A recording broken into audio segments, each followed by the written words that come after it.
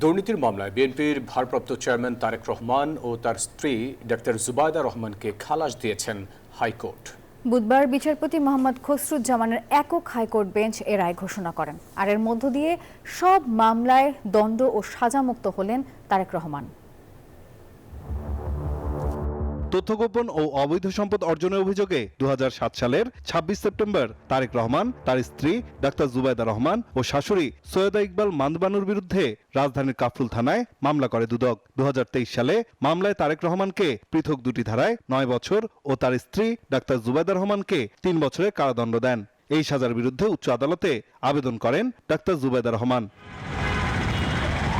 আপিলের 587 দিনের বিলম্ব মার্জনা করে তার শুনানির জন্য গ্রহণ করেন আদালত। দুপক্ষের শুনানি শেষে আদালত তার পর্যবেক্ষণে বলেন, মামলার প্রক্রিয়ায় ও সাক্ষ্য প্রমাণে ত্রুটি রয়েছে। তাই মামলা থেকে শুধু ডাক্তার জুবায়দা রহমান নয়, বিএনপির ভারপ্রাপ্ত চেয়ারম্যান তারেক রহমানকেও অব্যাহতি দেন আদালত। এই মামলা তারেক রহমান সাহেবের বিরুদ্ধে উনি কোনো জ্ঞাত আয় বহির্ভূত কোনো সম্পদের অধিকারী নহেন এবং কোনো সম্পত্তি উনি ডিজনেস্টলি অর্থভাবে উনি কোনো অর্জন করেন নাই।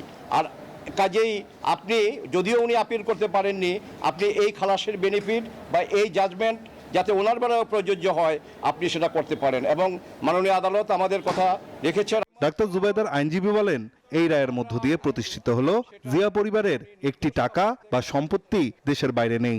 ম্যাডাম খালেদা জিয়া যে কথাটা বলতেন যে বাংলাদেশের বাইরে আমার কোনো ঠিকানা নাই, আজকে এই মামলায় খালাসের মাধ্যমে এটা আবার প্রতিষ্ঠিত হলো।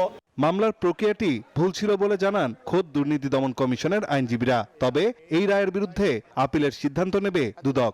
এই তাড়াহুড়ো করতে গিয়ে উনি যে চার্জ গঠন করেছে সেই চার্জটা 3 লাইন। মিনিমাম যে একটা মানুষের বিরুদ্ধে তুমি অভিযোগ গঠন করছো তার বিরুদ্ধে অভিযোগ কি, একজন আসামি ভবিষ্যতে এসে যাতে তার যুক্তি খণ্ডন করতে পারে এই অভিযোগগুলোর ভিত্তিতে, সেই অভিযোগটাই উনি চার্জের মধ্যে লেখেন। এই চার্জটা হচ্ছে ডিফেক্টিভ।